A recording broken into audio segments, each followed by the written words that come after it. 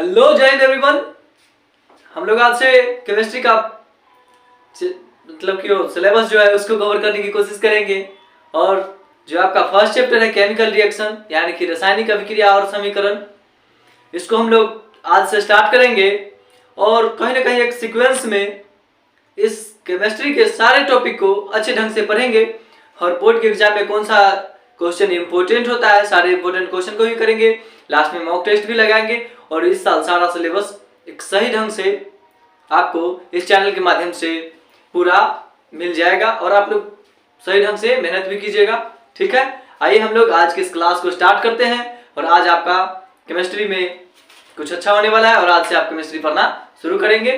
ठीक है, देखिए आपका जो फर्स्ट चैप्टर है क्या है, रासायनिक अभिक्रिया एवं समीकरण यानी कि केमिकल रिएक्शन एंड इक्वेशन। इस चैप्टर को पढ़ने से पहले आपको केमिस्ट्री का कुछ नॉलेज होना जरूरी है, नहीं तो आपको केमिस्ट्री में फिर कुछ समझ में नहीं आएगा। आपको तत्व का नाम याद होना बहुत जरूरी है। तत्व का नाम जैसे कि हाइड्रोजन 1, हीलियम 2, इस ढंग से hydrogen, helium, lithium, beryllium, boron, carbon, oxygen, sodium, potassium, calcium, ये सब याद कर लीजिएगा तो आपको बोर्ड के एग्जाम में 1 से 2 ऑब्जेक्टिव भी फिक्स हो जाएगा। और साथ में आप जब केमिस्ट्री पढ़ रहे होते हैं तो उसमें आपको बहुत मतलब कि एंजॉय फील होगा, अच्छे ढंग से पढ़ पाइएगा और समझ पाइएगा। ठीक है, आइए हम लोग क्या करते हैं, शुरू करते हैं। सबसे पहले इस चैप्टर को शुरू करने से पहले इसका कुछ बेसिक है उसको जान लेते हैं। सबसे पहले समझते हैं भौतिक परिवर्तन यानी कि फिजिकल चेंज। वैसा परिवर्तन जिसमें बदलने के बाद कोई पदार्थ फिर से प्राप्त किया जाता है उसको भौतिक परिवर्तन बोलते हैं। वैसा परिवर्तन जिसमें कोई पदार्थ बदलने के बाद फिर से पुनः प्राप्त किया जा सकता है तो उसको क्या बोलते हैं, भौतिक परिवर्तन। जैसे में आप क्या कर सकते हैं, चीनी और पानी को खोल दीजिए और फिर से उस पानी को आग पर चढ़ाइएगा, उसके ऊपर ताप दीजिएगा नीचे से, तो क्या होगा, पानी फिर से उड़ जाएगा और आपके पास चीनी बच जाएगा। यानी कि इसी को हम लोग क्या बोलते हैं, भौतिक परिवर्तन। मतलब जिस पदार्थ को बिलियन में, बिलियन मतलब घोल होता है, क्या होता है, बिलियन का मतलब घोल डाले और फिर से क्या हो जाएगा, हमको पुनः जो चीज मिला रहे हैं वो प्राप्त हो जाएगा।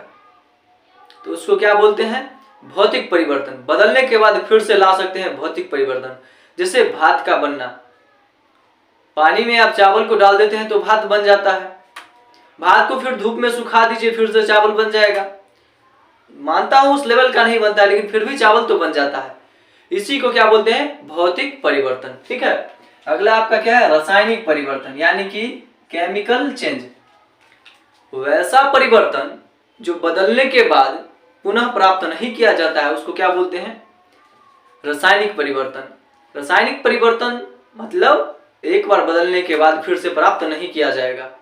जैसे दूध से दही का जमना, अगर दही जम जाएगा तो क्या फिर से कोई भी रिएक्शन करवा लीजिए आप या कुछ भी करवा लीजिए, आप कभी प्राप्त किए हैं दूध, ऐसा नहीं होता है। ठीक है, लोहे में जंग का लगना, लोहा में जंग लग गया था, क्या आप उसको ठीक कर सकते हैं, मानता हूं उस पर एक्स्ट्रा लोहा लगा सकते हैं लेकिन फिर से पहले जैसा नहीं हो सकता है। ठीक है, तो वैसा परिवर्तन जो एक बार बदलने के बाद पुनः प्राप्त नहीं किया जा सकता है उसको क्या बोलते हैं, रासायनिक परिवर्तन। ठीक है, आइए हम लोग अपने टॉपिक पर से अब स्टार्ट करते हैं। अपना टॉपिक है रासायनिक अभिक्रिया और इस चैप्टर का भी नाम है रासायनिक अभिक्रिया एवं समीकरण। ठीक है, तो रासायनिक अभिक्रिया, इसको अंग्रेजी में केमिकल रिएक्शन कहते हैं। तो ये केमिकल रिएक्शन होता क्या है, यानी रासायनिक अभिक्रिया क्या होता है। तो आपको तत्व का नाम याद होना चाहिए, नहीं तो यहाँ पर हम आपको तत्व का नाम लेंगे तो कंफ्यूजन होगा, क्या आप बोल रहे हैं सर, इसलिए तत्व का नाम जरूर याद कीजिएगा आप लोग। ठीक है, ऑब्जेक्टिव भी इससे बनता है और हमारा 100% गारंटी 1 से 30 तक आप तत्व का नाम जरूर याद रखिएगा, इसी में से एक आ जाएगा। ठीक है, अब देखिए रासायनिक अभिक्रिया, जब कोई पदार्थ अकेले या किसी अन्य पदार्थ के साथ अभिक्रिया करके भिन्न गुण वाले एक या अधिक नए पदार्थ का निर्माण करता है तब वह प्रक्रिया रासायनिक अभिक्रिया कहलाता है। वैसा पदार्थ, मान लीजिए कोई पदार्थ ले लीजिए, वैसा पदार्थ जब कोई पदार्थ अकेले ही या किसी अन्य पदार्थ के साथ अभिक्रिया करके भिन्न गुण वाले एक या अधिक नए पदार्थ का निर्माण करता है तो वह प्रक्रिया रासायनिक अभिक्रिया कहलाता है, यानी कि केमिकल रिएक्शन कहलाता है। तो देखिए जब हम क्या लेते हैं, कार्बन को लेते हैं, उसके साथ ऑक्सीजन को लेते हैं, तो जब कार्बन और ऑक्सीजन का क्या होगा, रिएक्शन होगा, तो कार्बन डाइऑक्साइड बनता है। क्या बनता है, कार्बन डाइऑक्साइड। कार्बन डाइऑक्साइड क्या है, एक गैस है, CO2 बनता है, C+O2 एरो CO2। ठीक है, तो C+O2 एरो क्या बना, CO2। कार्बन और ऑक्सीजन के बीच में अभिक्रिया करवाए और अभिक्रिया करने के बाद कार्बन डाइऑक्साइड गैस बनता है। तीर का चिन्ह बताता है जो ऊपर गैस है ये, अगर नीचे रहे तो समझ जाइएगा क्या है, भारी चीज है, यानी भारी पदार्थ है। ठीक है, तो और इसमें देखिए, इसमें तो दो पदार्थ भाग लिया था, और इसमें क्या है, बड़ा यौगिक है, कैल्शियम कार्बोनेट है, CaCO3 है। इसको टूटने के बाद CaO और CO2 बना है, इसके टूटने से CaO या CO2 बना है। और इसको ध्यान से पढ़िए, जब कोई पदार्थ अकेले, तो ये पदार्थ क्या था, अकेले था, अकेले ही अन्य पदार्थ के साथ अभिक्रिया करके, तो ये अकेले क्या किया, अभिक्रिया किया। अभिक्रिया करने के बाद भिन्न गुण वाले अधिक नए पदार्थ का निर्माण करता है, एक या अधिक नए पदार्थ का निर्माण करता है, तब वह प्रक्रिया रासायनिक अभिक्रिया कहलाता है। तो देखिए भिन्न गुण वाला बना कि नहीं, कैल्शियम कार्बोनेट यानी कि चूना पत्थर, तो यहाँ पर CaO कैल्शियम ऑक्साइड बना और CO2 गैस बना, टूट गया, अलग हो गया, दोनों का गुण अलग अलग है, भिन्न गुण वाले, मतलब जो उसका टूटने के बाद, रिएक्शन होने के बाद जो गुण होगा पूरा बिल्कुल बदल जाएगा। यहाँ पर देखिए कार्बन था, अकेले था, और ऑक्सीजन के साथ संयोग जैसे ही किया, कार्बन डाइऑक्साइड गैस बन गया। ठीक है, यानी कि परिवर्तन हो गया, भिन्न गुण, इस इधर का जो गुण होगा इधर के गुण से बिल्कुल अलग होगा। ठीक है, उसके बाद इसी में आता है अभिकारक। जो पदार्थ अभिक्रिया में भाग लेता है उसको अभिकारक कहते हैं। तो देखिए इस अभिक्रिया में कार्बन और ऑक्सीजन भाग लिया था, तो कार्बन और ऑक्सीजन क्या हो जाता है, अपना अभिकारक। वैसा पदार्थ जो रासायनिक अभिक्रिया में भाग लेता है उसको क्या बोलते हैं, अभिकारक बोलते हैं। क्या बोलते हैं, अभिकारक। और रासायनिक अभिक्रिया के फलस्वरूप जो नए पदार्थ बनता है उसको बोलते हैं प्रतिफल। वह पूछेगा प्रतिफल क्या होता है, प्रतिफल क्या होता है या प्रतिफल क्या है, तो रासायनिक अभिक्रिया, वैसा पदार्थ जो रासायनिक अभिक्रिया के फलस्वरूप बने नए पदार्थ को प्रतिफल कहते हैं। रासायनिक अभिक्रिया के फलस्वरूप मतलब उसके बाद जो पदार्थ बनता है उसको क्या बोलते हैं, प्रतिफल बोलते हैं। देखिए यहाँ पर जो प्लस का चिन्ह बताता है, इसके बीच में क्या हो रहा है, दोनों के बीच में अभिक्रिया हो रहा है, और यह चिन्ह बताता है जो अभिक्रिया होने के बाद उधर प्रतिफल बन रहा है। ठीक है, उसी ढंग से इसके बीच में रिएक्शन हुआ, टूट करके क्या हो गया, नया पदार्थ बना। तो आपसे अगर अभिकारक पूछे तो बता सकते हैं वैसा पदार्थ जो रासायनिक अभिक्रिया में भाग लेता है उसको क्या बोलते हैं, अभिकारक बोलते हैं।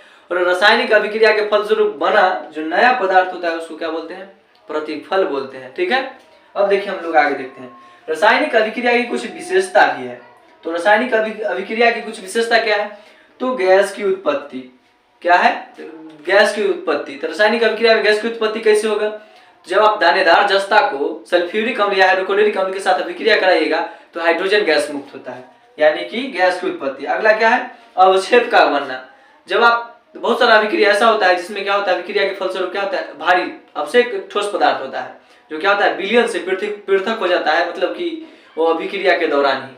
ठीक है, उसके बाद रंग में परिवर्तन।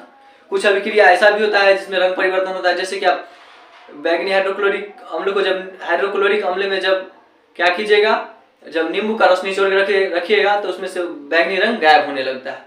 ठीक है, उसके बाद क्या है, ताप में परिवर्तन। कुछ रासायनिक अभिक्रिया ऐसा भी होता है जिसके फलस्वरूप क्या होता है, ताप में परिवर्तन हो जाता है।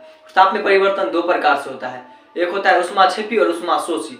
जैसे कि अगर हम पानी में अगर चूना को डाल देते हैं तो क्या होता है, चूना के अंदर से बुलबुले निकलने लगेंगे, यानी कि गैस निकल रहा है, तो उसको बोलते हैं उष्माक्षेपी।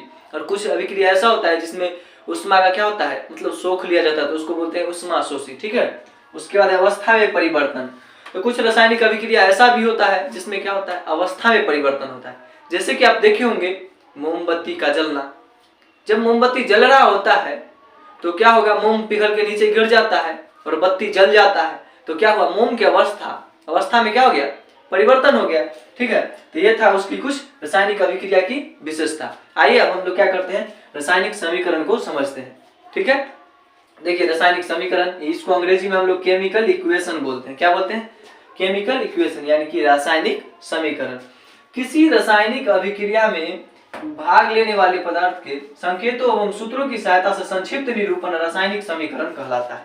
देखिए, कोई भी रासायनिक अभिक्रिया हो, वैसे उस रासायनिक अभिक्रिया का जितना भी भाग लेने वाले जो पदार्थ है उनके संकेत और सूत्र की सहायता से उसका संक्षिप्त मतलब शॉर्टकट निरूपण मतलब व्यक्त करना, उसको लिखना क्या कहलाता है? रासायनिक समीकरण कहलाता है। ठीक है, उदाहरण के लिए इधर हो गया आपका हाइड्रोजन, इधर हो गया क्लोरीन। हाइड्रोजन और क्लोरीन के बीच में रिएक्शन हुआ, अभिक्रिया हुआ, और अभिक्रिया के फलस्वरूप बना हाइड्रोक्लोरिक अम्ल। क्या बना? HCl, हाइड्रोक्लोरिक अम्ल। इधर हाइड्रोजन, इधर क्लोरीन, और इसके बीच में हम क्या कराए? रिएक्शन कराए, और रिएक्शन के फलस्वरूप क्या बना? हाइड्रोक्लोरिक अम्ल बनता है। क्या बनता है? हाइड्रोक्लोरिक अम्ल। अब देखिए, इसमें आपको कुछ देखने को मिलेगा। देखिए, हाइड्रोजन प्लस, यहाँ पर लिखते हाइड्रोजन के 2 परमाणु, फिर से लिखते प्लस, यानी जोड़ने पर या उसके बीच अभिक्रिया क्लोरीन के साथ क्लोरीन के 2 परमाणु के साथ अभिक्रिया कराने पर 2 अणु वाले हाइड्रोक्लोरिक अम्ल बनता है, या हाइड्रोजन क्लोराइड बनता है। हाइड्रोजन क्लोराइड बनता है, इतना लिखते, इसलिए उसको शॉर्टकट में लिखा जाता है। प्लस का चिन्ह बताता है इस दोनों के बीच में रिएक्शन होगा। हाइड्रोजन लिख दिया, हाइड्रोजन सब लिखने के बजाय H लिख दिया, उसका संकेत यूज कर दिया, और क्लोरीन का भी संकेत यूज कर दिया, उसके परमाणु की जगह पर परमाणु का संख्या लिख दिया, और यहाँ पर उसके फिर से संकेत को लिख दिया गया। यानी कि रासायनिक अभिक्रिया में भाग लेने वाले पदार्थ के संकेत, जैसे हाइड्रोजन का संकेत H होता है, संकेत और सूत्र, प्लस क्या हो गया, और ये तीर के चिन्ह क्या है? सूत्र है। सूत्र की सहायता से उस अभिक्रिया का संक्षिप्त मतलब शॉर्टकट निरूपण क्या कहलाता है? रासायनिक समीकरण कहलाता है। आई होप आप लोगों को समझ में आ रहा होगा। आगे देखिए, रासायनिक समीकरण लिखने के नियम, और ये अब की बार 5 नंबर में बोर्ड के एग्जाम में पूछा गया था, वेरी इंपॉर्टेंट। 5 अंक में आपसे अब की बार सेकेंड सिटिंग बिहार बोर्ड पूछा है 2023 में। हो सकता है क्या पता 2024 में भी आ सकता है। ठीक है, इसलिए पढ़ लेना जरूरी है। आपके चैप्टर में आप पढ़ ही रहे, जो अच्छे ढंग से पढ़िए। तो रासायनिक समीकरण लिखने का नियम, पहला, अभिक्रिया के अभिकारकों को उनके संकेतों और अनुसूत्रों के पदों में समीकरण के बाईं ओर लिखा जाता है। जो अभिक्रिया होता है, मान लीजिए यहाँ पर कोई अभिक्रिया हो रहा है, तो इसके बाईं ओर समीकरण को लिखा जाता है। समीकरण को किस ओर लिखा गया है? बाईं ओर लिखा गया है। ठीक है, उसके बाद अभिकारकों के सूत्रों के बीच धन चिन्ह दिया जाता है। जो अभिकारक होता है, रासायनिक अभिक्रिया में भाग लेने वाला ये दोनों तत्व है, तो इसको क्या बोलते हैं हम लोग? अभिकारक। तो अभिकारक के बीच में प्लस चिन्ह दिया जाता है, तो इसके बीच में देखिए प्लस चिन्ह है ना, धन चिन्ह जिसको हम लोग बोलते हैं, प्लस चिन्ह द्वारा क्या किया जाता है? दिखाया जाता है। अगला क्या है?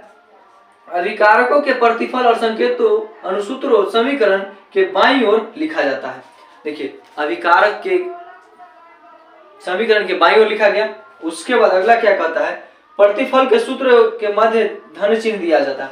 जो प्रतिफल भी कुछ ऐसे होते हैं जिसको क्या किया जाता है? धन चिन्ह के द्वारा दिखाया जाता है। जैसे कि देख लीजिए यहाँ पर, जो खुद से बहुत बड़ा यौगिक है, इसके टूटने से 2 या अधिक 2 क्या बना है? 2 प्रतिफल बना है, तो इसके बीच भी धन चिन्ह दिया जाता है। ठीक है, उसके बाद प्रतिफलों के सूत्रों के मध्य धन चिन्ह दिया जाता है। ये तो हो गया आपका। अगला क्या कहता है? अभिकारक और प्रतिफलों के बीच तीर का चिन्ह द्वारा दिखाया जाता है कि अभिक्रिया किस ओर हो रहा है। देखिए, अभिकारक को इधर तो हो गया अभिकारक, और इधर हो गया प्रतिफल। इधर अभिकारक, इधर प्रतिफल। रासायनिक अभिक्रिया में दोनों भाग ले रहा है। रासायनिक अभिक्रिया में भाग लेने वाले समीकरण को अभिकारक बोलते हैं, और इधर जो बना आपका प्रतिफल, इधर अभिकारक, इधर प्रतिफल। और इसके बीच में जो तीर का चिन्ह दिख रहा है, यह अभिक्रिया को दर्शा रहा होता है, दिखा रहा होता है। और अभिक्रिया यह बताता है कि अभिक्रिया किस ओर हो रहा है और किस चीज से किस चीज में बदलता है। और रासायनिक विज्ञान में कोई भी चीज ऐसा नहीं है जो तुरंत हो जाता है या 100% हो जाता है। जैसे कि कभी लोहा में जंग लगते हुए आप लोग देखे ही होंगे, तो क्या 100% लोहा को खराब कर देता है? ऐसा नहीं होता है। तो कोई भी चीज जब बदलना शुरू होता है तो एक बार में नहीं बदल जाता है, और पूरा नहीं बदल जाता है, उसमें बहुत सारा टाइम लगता है।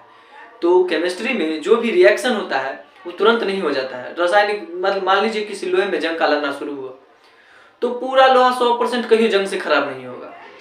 ठीक है, और वो एक दिन में जंग लग के खराब नहीं हो जाता है, उसमें बहुत सारा साल लग जाता है। जैसे कि 30 साल, 40 साल, 10 साल, 20 साल, 5 साल, जिस ढंग से उसका वातावरण होता है उसके अनुसार उसका क्या होता है, और उसका जो बनावट होता है उसके अनुसार उसका क्या होता है? संचारण होता है। ठीक है, तो रिएक्शन एक दिन में नहीं हो जाता है, उसके लिए बहुत लंबा समय लगता है और पूरा पूरा 100% कोई भी रिएक्शन आज तक नहीं हुआ है, ठीक है। और कुछ रिएक्शन बहुत कम टाइम में भी हो जाता है, लेकिन हाँ एक चीज तो फिक्स है, कोई भी रिएक्शन 100% नहीं हो जाता है, ठीक है। इस चीज को आपको ध्यान में रखना है। आई होप आप लोग को जो समझाया यहाँ पर समझ में आया होगा। यहाँ पर देखिए a प्लस बी के बीच में भी यहाँ पर धन चिन्ह दिया गया है, इधर भी धन चिन्ह दिया गया है, यानी यह बताता है जे और ए और बी क्या है, यहाँ पर ये अभिकारक है और इधर जो सी और डी क्या है, प्रतिफल है। इसके बीच में तीर का चिन्ह बताता है कि अभिक्रिया इस ओर हो रहा है, यानी ए बी से सी डी में बदल रहा है, ए बी से सी डी में बदल रहा है, ये नहीं जो बदल गया। जैसे कि हम लोग बचपन में पढ़े हैं 2 + 2 = 4, ये तो पूर्ण रूप से ना 4 हो गया, लेकिन ये भैया ये उस ढंग से नहीं है, ये बदलना शुरू हुआ है, अभी बहुत सारा टाइम भी लगेगा, उसके बाद बदलेगा। आई होप आप लोग अच्छे ढंग से समझे होंगे, और चाहे तो आप इसका स्क्रीनशॉट ले सकते हैं, take a screenshot for that. आप लोग अच्छे ढंग से समझे होंगे और कोशिश करूंगा नेक्स्ट टॉपिक आपके सामने जो इसका नेक्स्ट पार्ट होगा वो जल्दी ही आए, और आप लोग अच्छे ढंग से नोट्स बनाइएगा और अच्छे ढंग से याद भी कीजिएगा, ताकि आपका कोई भी इंपॉर्टेंट क्वेश्चन या जैसा भी क्वेश्चन बोर्ड में पूछा जाए एक भी न छूटे। और आप लोग तत्व का नाम जरूर याद कीजिएगा, आता है तो बहुत अच्छी बात है। जय हिंद, टेक केयर।